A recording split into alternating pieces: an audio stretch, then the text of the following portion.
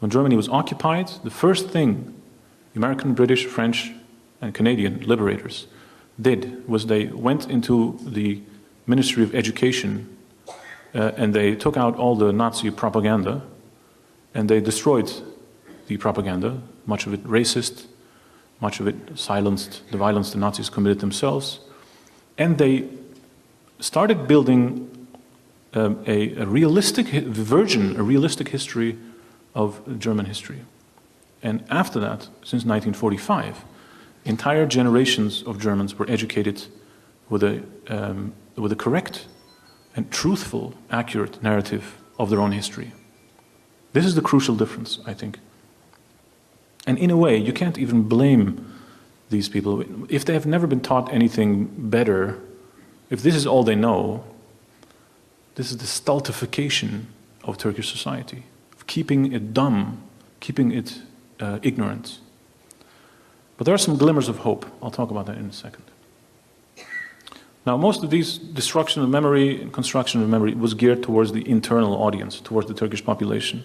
There's also a global process going on, global efforts of denial, the denial industry.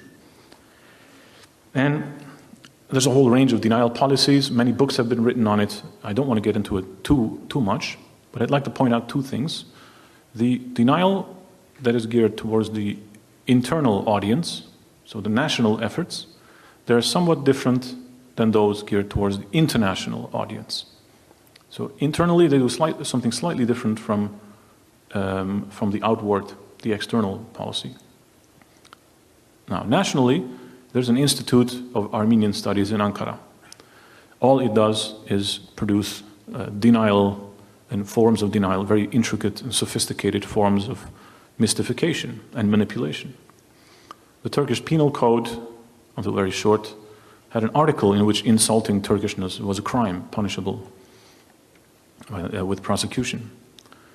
The Ministry of Education issued a directive in 2003 in which the teachers, and we have a teacher, of course, with us, all teachers were instructed to give a positive view of Turkish history. Now, of course, the nonsensical here is, of course, that no country in the world has only positive history. It doesn't exist. That includes, without any exception, I think all states have darker pages in their history. It's normal. Of course, the murder of Hrant Dink was probably the pinnacle, or it was the zenith of this denial industry. Because Hrant was somebody who went on actual television and he said, "I am Armenian and I think there was a genocide." End of story. When he said these things on national television, the society, Turkish society, almost stopped functioning. And I remember there was a debate that started at 8 in the evening and went on until 3 in the night because people kept calling in and asking for clarification from Hrant. Now there's also, and this is very important, there are international and transnational efforts of denial. The Turkish government is running a worldwide, uniform denial policy. What does this mean? It means that everywhere I go, everywhere where I've given lectures, I'm in Toronto now, I've been in Buenos Aires, I've been in all over Europe, all over North America, everywhere I go, it's always the same guy in the same suit with the same briefcase sitting in the back of the room. He kind of looks like this gentleman out there. Sitting in the back of the room, always coming up with the exact same arguments against the genocide thesis. There was no intentional killing. The Armenians rebelled, worked with the Russian state. And thirdly, it was all a long time ago. So never more and never less. It's always the exact same bullet points.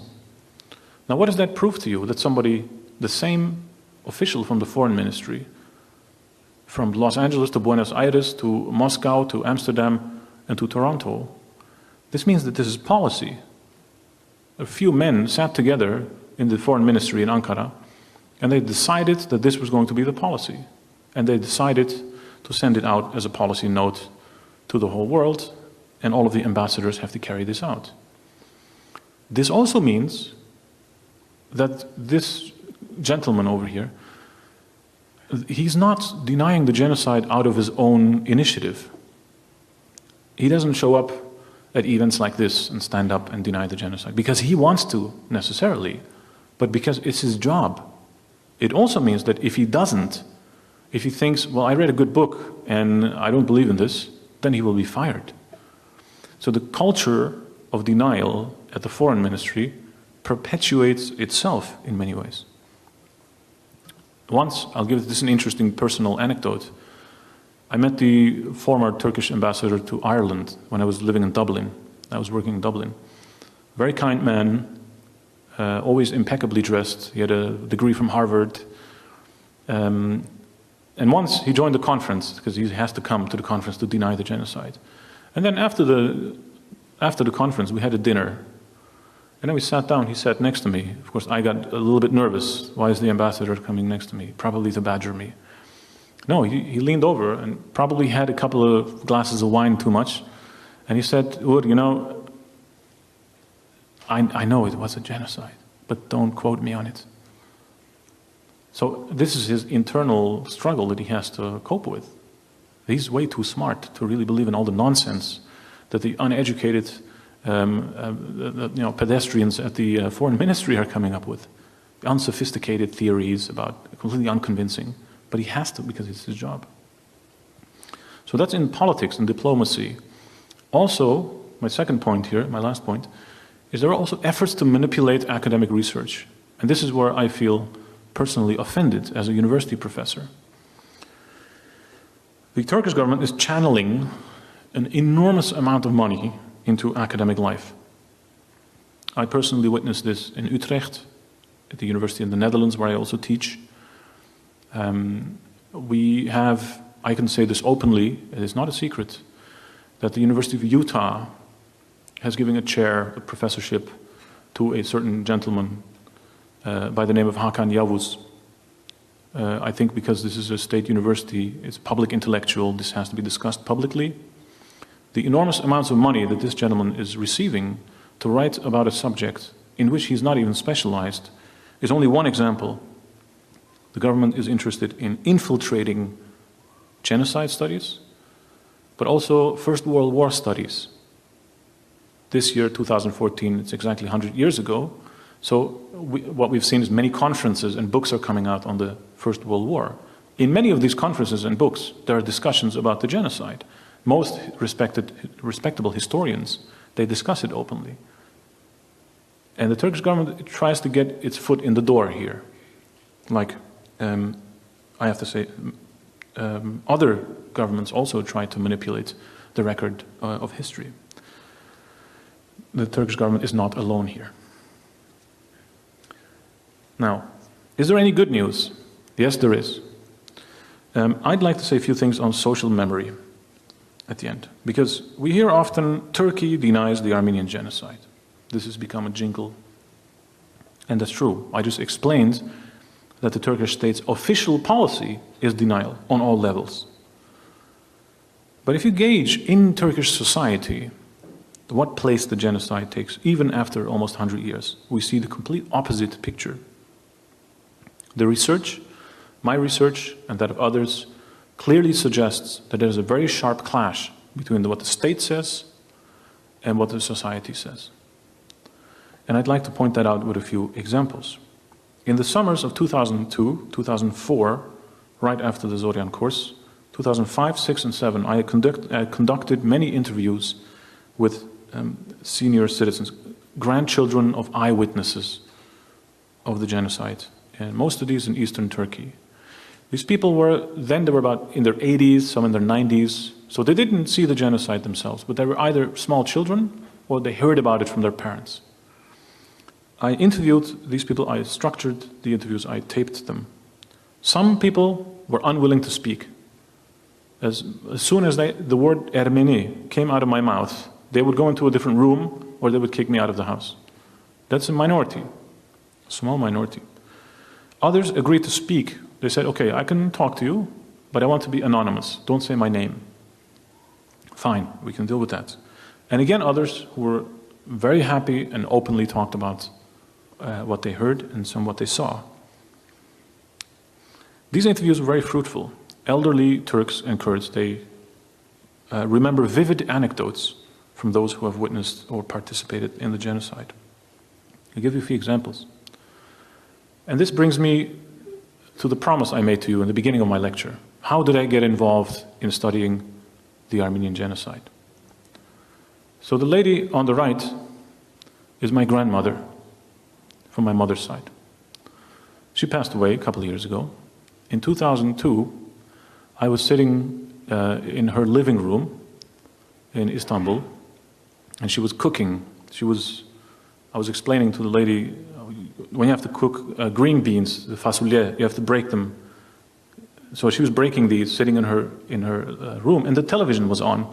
And the television there was a denial program. There were two Turkish professors, they were talking that the genocide never happened, etc. And I'm sitting there, and I looked at this program, listening to the arguments, and then I turned to my grandmother and I said, "Grandma, what do you know about this, this Armenian history?"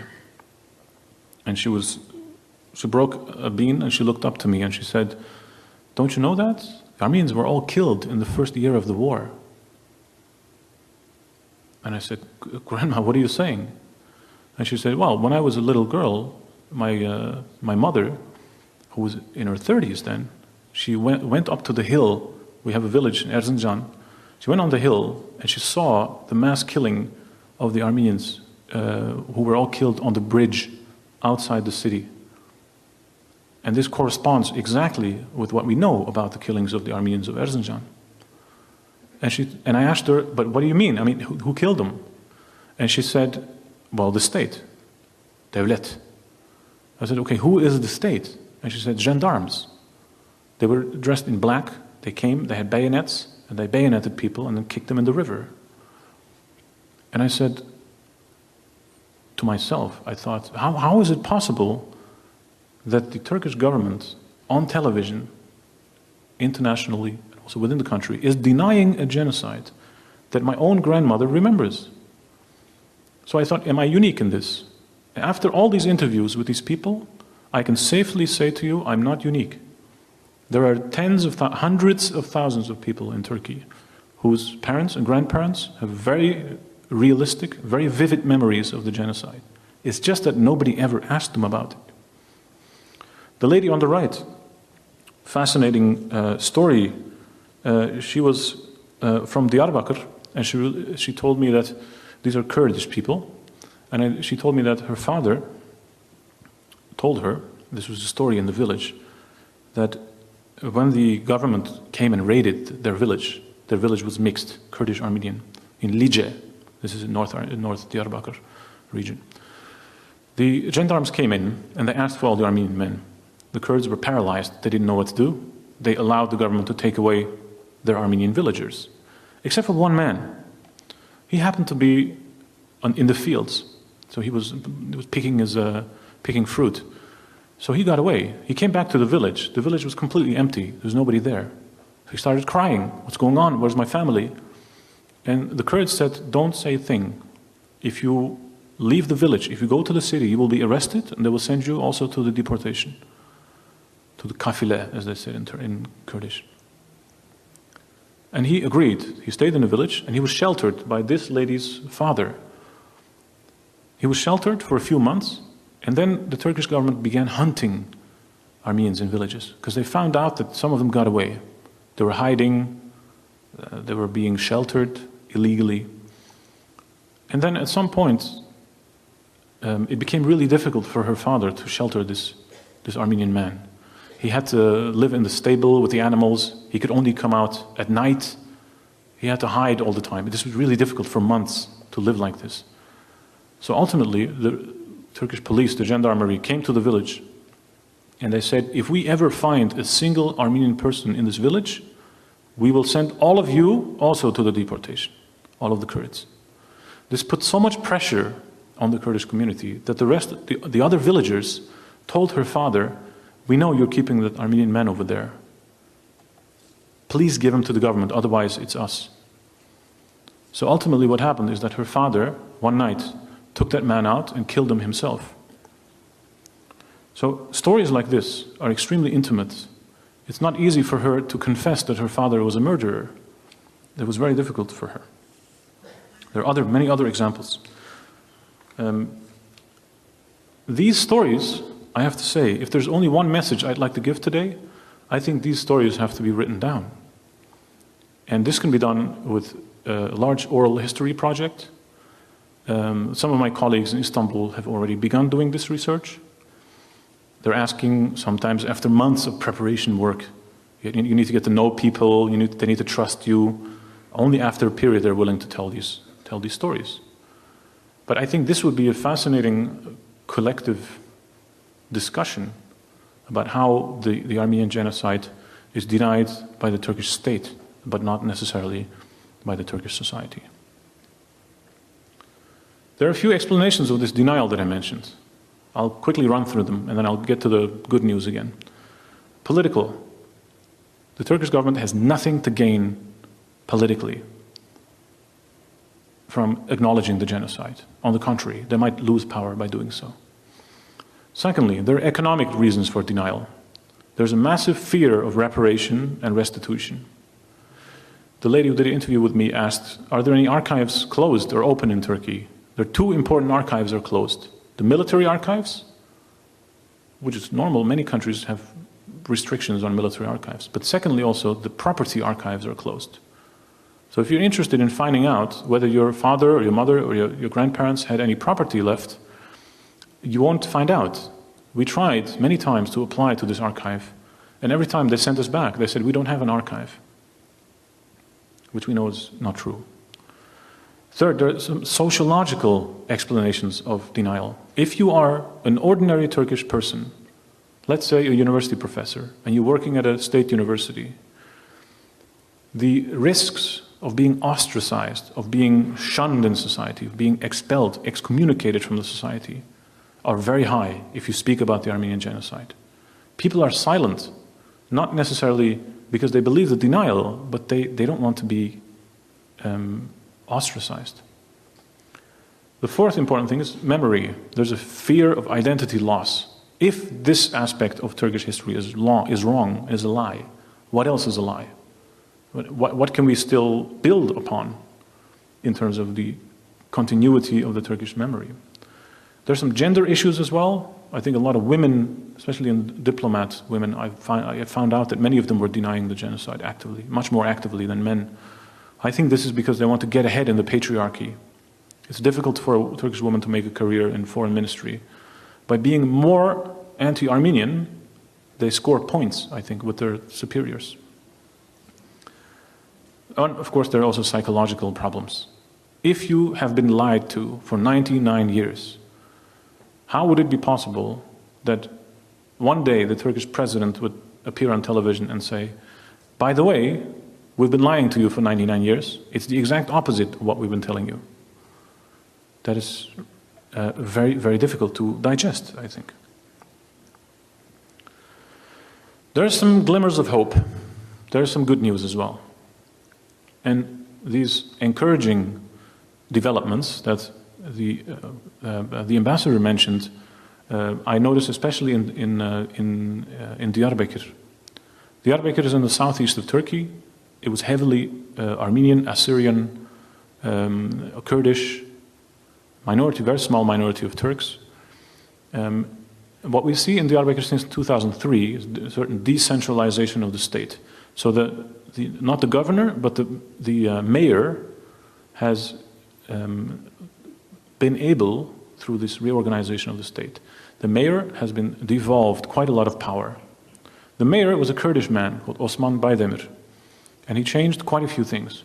To give an example, all Armenian intellectuals in Diyarbakir were put in this prison here on the left. Sorry, on the right, the building on the right. And they were all killed there, assassinated. And also further up, the river, Euphrates. This prison is now being turned into a museum. They're still working on it, but I have hopes that they will turn this into also a memorial place. One of the largest churches, and also I think most beautiful churches, of the Middle East in general, not just the Ottoman Empire, was Surt Giragos. Surt Giragos, you see an old picture on the left, before the genocide. And on the right, you see the church as I found it when I did my research in the 2000s. It was dilapidated, you couldn't get in. There were these street children, they had to help you open the door and get in. And once we got in, we saw there were drug addicts, there were all kinds of people drinking, throwing bottles around. It was in a decrepit state.